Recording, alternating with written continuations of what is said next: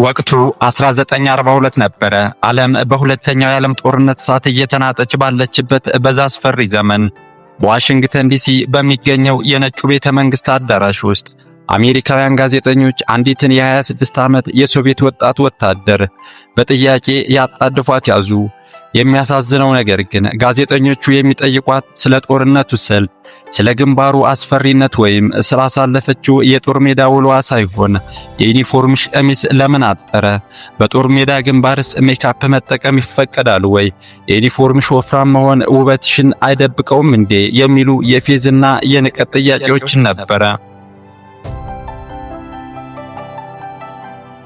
እነዛ የፎቶግራፍ ፍላሽ የሚያበሩ ጋዜጠኞች ግን አንድ ትልቅ እውነታ አልተረዱም ነበረ። ከፊታቸው ቁማ የነበረችው ያቺ የዋህ የምትመስለው ወጣት በናዚ ጀርመን ወታደሮች ዘንድ እመቤተ ሞት ወይም ሌዲ ዴዝ በመባል የምትታወቀው ስናይፐር ተኳሽ በጥቂት ወራት ውስጥ ብቻ 309 የጠላት ወታደሮችን ግባተ መሬት የፈጸመች በታሪክ ውስጥ እጅግ አስፈሪዋ ሴት ሉድሚላ ፓቪቼንኮ ነበረች።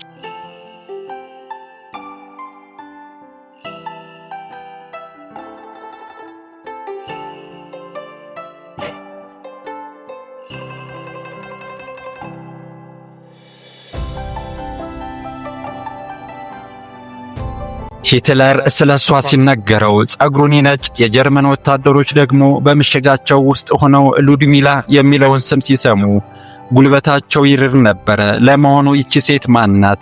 እንዴትስ እንደዚህ ቆራጥና አስፈሪ ሰው መሆን ቻለች ብላችሁ ልትጠይቁ ትችላላችሁ። ነገሩ ወዲህ ነው። ሉድሚላ ፓቭሊቼንኮ የአውሮፓ የዳቦ ቅርጫት ተብላ በምትጠራውና በወቅቱ የሶቪየት ህብረት አካል በሆነችው በዩክሬን ምድር በ1916 ነበር የተወለደችው። ይህች ስልጣኔ የጀመረባት ጥንታዊት የኬቪያን ሩስ ምድር በታሪክ ውስጥ የኮሳክስ ተዋጊዎችን ጀግንነት ብታይም የሆሎዶሞርን ሰው ሰራሽ ረሃብ ጨምሮ በርካታ የደም መፋሰስና የመከራ ጠባሳዎችን ያስተናገደች ምድር ናት።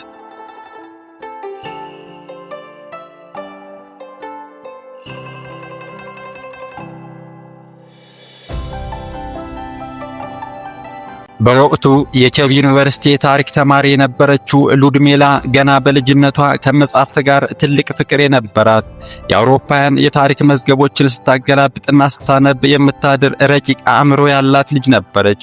ሌሊቱን ሙሉ በኩራዝ መብራት የምታነባቸው የታሪክ ጀግኖች ውሎና የነጻነት ተጋድሎች በውስጧ ትልቅ የአገር ፍቅር ስሜትና የማይበገር ባህሪ እንዲቀረጽባት ተጽዕኖ አድርጎባታል። የቤት ውስጥ ሕይወቷን ከመጻሕፍት ጋር ማሳለፏ ጸጥታን የምትወድ በትዕግስትና በማስተዋል የተሞላች እንድትሆን አድርጓት ነበረ። ይህ ትዕግስቷና አስተዋይነቷ ከዓመታት በኋላ በጦርነት ግንባር ላይ ለፈታኙ የስናይፐር ተኳሽነት ትልቅ ህልም እንደሚሆናት ማንም አልገመተም ነበረ።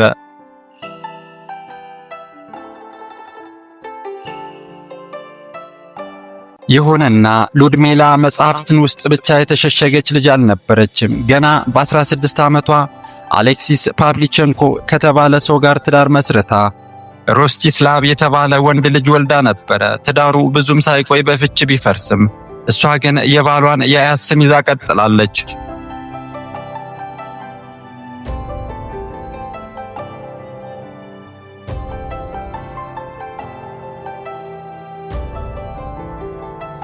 የዚህች የጽናት ምድር ላይ ያደገችው ሉድሚላ በልጅነቷ እልህኛና ከወንዶች እኩል መሆን የምትፈልግ ቆራጥ ሴት ነበረች። በትምህርት ገበታዋ ላይ ሳለች አንድ ወጣት የወንድ ጓደኛዋ ሴት ልጅ መተኮስ አትችልም በማለት የሴት ልጅን ክብር ዝቅ ለማድረግ ሲሞክር ሰማችው። ይህ ንግግር በውስጧ ትልቅ የመልካም እልህና የፈተና ስሜት እንቀሰቀሰባት።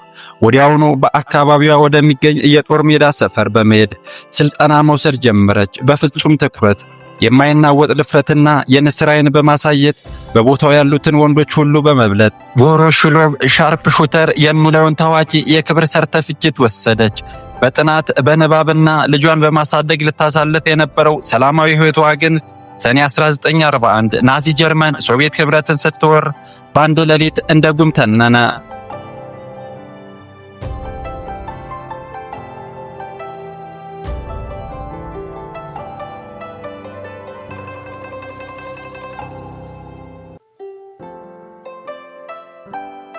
ጦርነቱ እንደተቀሰቀሰ ሉድሚላ የዩኒቨርሲቲ የመጨረሻ ዓመት ተማሪ ብትሆንም የሶቪየት መንግስት ክተት ሲያውጅ ሀገሯን ለማዳን ጦር ሜዳ ቀድማ ተገኘች።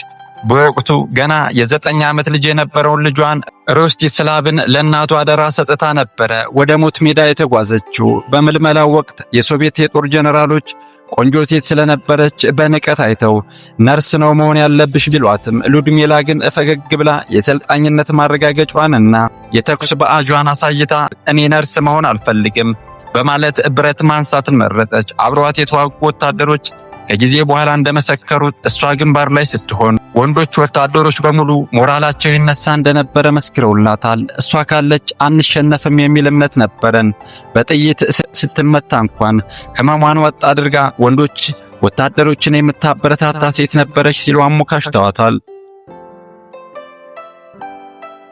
በወቅቱ የሶቪየት ጦር ሰራዊት ሴቶችን ወደ ግንባር ሙሉ በሙሉ ባይቀበልም የሉድሚላ ልዩ ችሎታ ግን ወደ ታዋቂው የ25ኛ ክፍለ ጦር እንድትቀላቀል አደረጋት። እሷ ወደ ግንባር ከተጓዙት 2000 ሴቶች ስናይፐር ተኳሾች አንዷ ስትሆን ከጦርነቱ በኋላ በህይወት ከተረፉ 500 ሴቶች መካከል ግንባር ቀደሟ ለመሆን በቅታለች።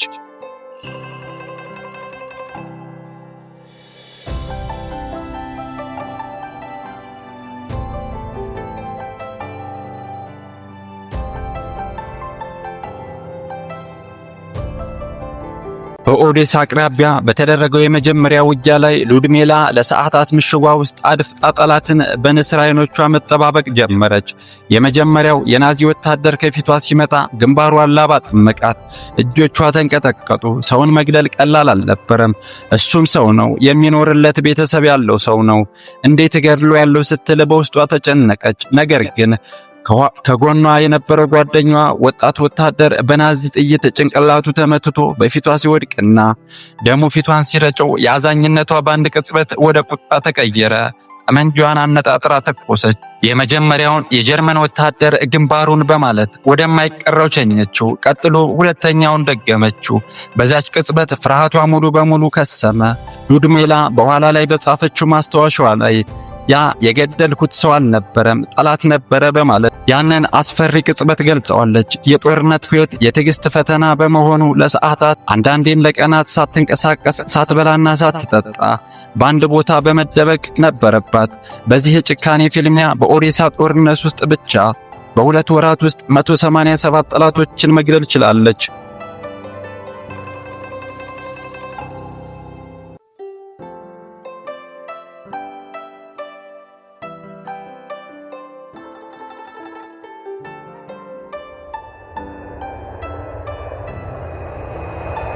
የሶቪየት ጦር የኦዴሳ ከተማን በቁጥጥሩ ስር ካደረገ በኋላ ሉድሚላ የተቀላቀለችበት 25ኛ ክፍለ ጦር ወደ ክሪሚያ ሴባስቶፖል ተዛወረ። እዚህ የቦምብ ናዳ ከሰማይ በሚዘንብበትና ሲኦል በሆነችው ከተማ ውስጥ ነበረ ሉድሚላ እውነተኛ እመቤተ ሞት የሚለውን ስያሜ ያገኘችው። እዚህ ቦታ ለ20 ሰዓታት በበረዶ ላይ ሳትንቀሳቀስ ሳታስነጥስ ምንም ትንፋሽ ሳታሰማ በምሽግ ውስጥ ለመቀመጥ ሉድሚላን መሆን ይጠይቅ ነበረ። የጀርመን ጦር የእሷን ዝና በመስማቱ እሷን ለማደን ብቻ ታዋቂና የተመረጡ የጀርመን ኮማንዶዎችን አሰማራ። ጦርነቱ እጅግ የከረረና የጨበጣ ውጊያ ነበረ። የጀርመን አልሞ ተኳሽ ወታደሮች ባርኔጣቸውን በዱላ ከፍ እያደረጉ ሊያታልሏት ቢሞክሩም ሉድሚላ ግን አልተሸወደችም ነበረ። የጀርመን ወታደሮች በትንሽ ቅጽበት ሲንቀሳቀሱ አይታ በሰነዘረችው ጥቃት ብቻዋን 36 ወታደሮችን በመግደል ሌላ ታሪክ ሰራች። በሴባስቶፖል ጦርነት ማብቂያ ላይ የገደለችው ጠላት ብዛት 309 ደረሰ። ጀርመናውያን በድምጽ ማጉያ ሉድሚላ ወደኛ ተቀላቀይ፣ መኮንንነትን እንሰጥሻለን፣ ካልሆነ ግን ቆራርጠን እንገልሻለን እያሉ ይዝቱባት ነበር። በዛ የቀጠለ ጦርነት መሃል ግን ሉድሚላ በጦር ሜዳ አብሯት ከተሰለፈ አንድ ወጣት የፍቅር ግንኙነትም ጀምራ ነበር። አሌክሲ ቼትሴንኮ ከተባለ የጦር ሜዳ ጓዷን አፈቀረች። ለመጋባት የጋብቻ ፍቃድ ጠይቀው የነበረ ቢሆንም ፍቅራቸውን በደንብ ሳያጣጥሙ የጦርነትን መራራ ጽዋ ተጎነጩ። መጋቢት 1942 የጠላት የሞርተር ጥይት በተቀመጡበት ቦታ ላይ ወደቀ። አሌክሲ የሉድሚላን ሕይወት ለማዳን ሲል እሷን ለመከላከል ሲሞክር ውድ ሕይወቱን በጦር ሜዳ ላገኛት ሉድሚላና ለሀገሩ ሶቪየት ኅብረት ውድ ነፍሱን ገበረ። በእጆቿ ላይ ሕይወቱ አለፈ። ሉድሚላ አካሏ ብቻ ሳይሆን መንፈሷም ተሰበረ። ከዚያ ቀን በኋላ የጠላት ወታደሮችን የምትፋለመው ለሀገሯ ብቻ ሳይሆን ለአሌክሲ በቀልም ጭምር ነበረ።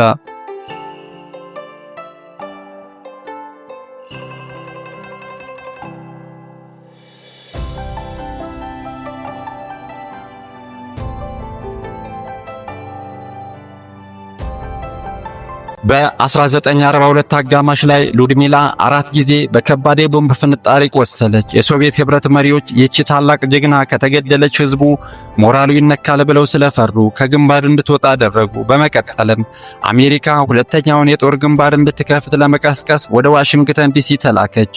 እዛም በነጩ ቤተ መንግስት የተስተናገደች የመጀመሪያዋ የሶቪየት ዜጋ ስትሆን ከፕሬዝዳንት ፍራንክሊን ሩዝቬልት ሚስት ከኤሌኖር ሩዝቬልት ጋር የጠበቀ የዕድሜ ልክ ጓደኝነትን መሰረተች። ኤሌኖር ሩዝቬልት ከዓመታት በኋላ በማስታወሻዋ ላይ ስለሷ ስትጽፍ ሉድሚላ መጀመሪያ ሳያት በጣም የተረጋጋች ቁጥብና የዋህ ሴት ነበረች። ነገር ግን ወደ ውስጥ ስትገባ በሚገርም የአገር ፍቅር ስሜትና ፍጹም በሆነ ቁርጠኝነት የተሞላች መሆኗን ትረዳለህ ትላለች። እሷ ለዓለም ሴቶች ሁሉ የጥንካሬ ተምሳሌት ናት ስትል መስክራላታለች።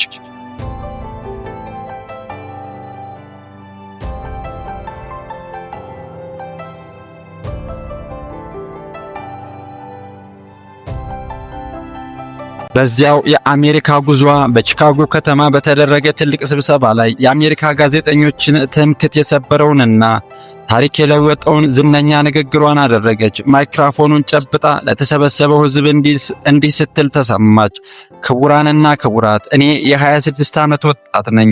ነገር ግን እስካሁን ድረስ 309 የፋሽስት ወታደሮችን ገድያለሁ አለች። መላው አዳራሽ በድንጋጤና በጭብጨባ ተናወጠ። አሜሪካውያን ለጦርነቱ ያላቸውን አመለካከት ተቀየረ። ታዋቂው የሙዚቃ ሰው ውዲ ጉትሪም ሚስ ፓቭሊቼንኮ የሚል የክብር ዘፈን አወጣላት። የካናዳና የአሜሪካ ሕዝቦች ልዩ የክብር ሽጉጦችን በስሟ አስቀርጸው አበረከቱላት። ከጦርነቱ በኋላ ሉድሚላ በጥቅምት 1943 ዓመተ ምህረት በሶቪየት ኅብረት ውስጥ ለአንድ ሰው የሚሰጥ እጅግ ከፍተኛውንና የተከበረውን የወታደራዊ ማዕረግ የሆነውን የሶቪየት ኅብረት ጀግና ወይም ሄሮ ኦፍ ዘ ሶቪየት ዩኒየን ሜዳሊያን ተሸለመች። ይህንን ታላቅ ክብር ያገኘች የመጀመሪያዋ ሴት ስናይፐር ተኳሽ ለመሆን በቃች። በተጨማሪም የሌኒን ትዕዛዝ የተሰኘውን ታላቅ ሜዳሊያ 2 ጊዜ ተሸልማለች።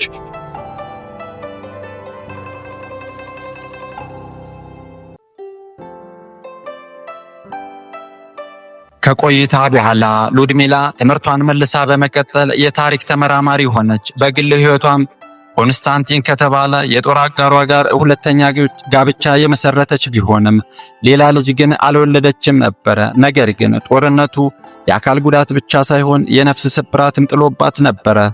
ሉድሚላ በከባድ የፒቲኤስዲ የተሰኘ የአእምሮ መታወክ አጋጥሟት ልጇ ሮስቲስላቭ ከዓመታት በኋላ ስለ እናቱ ሲናገር እናቴ በጦርነት ምክንያት የመንፈስ ስብራት ነበረባት። በሰላሙ ጊዜም ቢሆን በየምሽቱ በህልሟ የገደለቻቸው ሰዎች እየታወሳት በቅዠት ትጮህ ነበረ። እናቴ የገደለቻቸው ሰዎች ቁጥር ሳይሆን ያጣቻቸው ጓደኞቿን እያሰበች በብቸኝነት ታለቅስ ነበረ።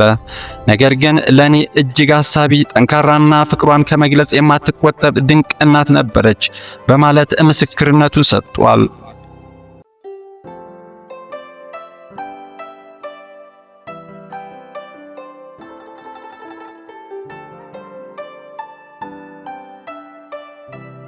በቀዝቃዛው ጦርነት ዓለምን በከፈለበት በ1957 ዓመተ ምህረት እንኳን የድሮ ጓደኛዋ ኤሌኖር ሩዝቬልት ወደ ሶቪየት ኅብረት በመምጣት የሶቪየት ባለስልጣናትን ከባድ ክልከላ ጥሳ ሉድሚላን ቤት ድረስ በመሄድ ጠይቃታለች። ያኔ በዛች ጠባብ ክፍል ውስጥ ሁለቱ ወዳጆች ሲተቃቀፉ ሉድሚላ ለጥቂት ጊዜም ቢሆን የውስጥ ሰላም ተሰምቷት ነበር።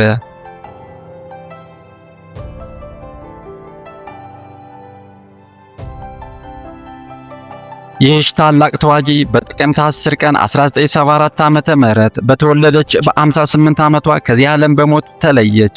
በሞስኮ በሚገኘው የታዋቂ ጀግኖች ማረፊያ የኖቮዶቪች መቃብር በክብር አረፈች። ሕይወቷ አጭር ቢሆንም የሰራችው ታሪክ ግን ዘላለማዊ የሚታወስ ነበርና ከሞተች በኋላም ስሟ በፖስታ ማህተሞች፣ በከተማ መንገዶችና በትልቅ የጭነት መርከቦች ላይ ተቀርጾ እንዲኖር ተደርጓል። ሉድሚላ ፓቭሊቼንኮ ወጣት የታሪክ ተማሪ ነበረች። ነገር ግን ታሪክን የምታነብ ሳይሆን ታሪክን በራሷ እጅ የምትጽፍ ጀግና ሆና አለፈች። ታሪክ ስሟን እመቤተ ሞት ብሎ ቢጠራትም እናት ሀገሯ ግን የነጻነት የሀገርና የሴቶች ጥንካሬ ማሳያ የሆነች የማይበገረው የጽናት እውነተኛ ተምሳሌ ሆና አለፈች። የዛሬው የታሪክ መሰናዷችን ይህን ይመስል ነበረ። ስለዚህች አስደናቂ ሴት ያላችሁን አስተያየት በኮሜንት አስቀምጡልኝ። ቪዲዮን ከወደዳችሁት ላይክ እና ሼር ማድረጋችሁን፣ አዳዲስ ቪዲዮ እንዲደርሳችሁ ደግሞ ቻናሉን ሰብስክራይብ ማድረጋችሁን አትርሱ። በሚቀጥለው ቪዲዮ በሌላ ድንቅ ታሪክ እስክንገናኝ ድረስ መልካም ጊዜ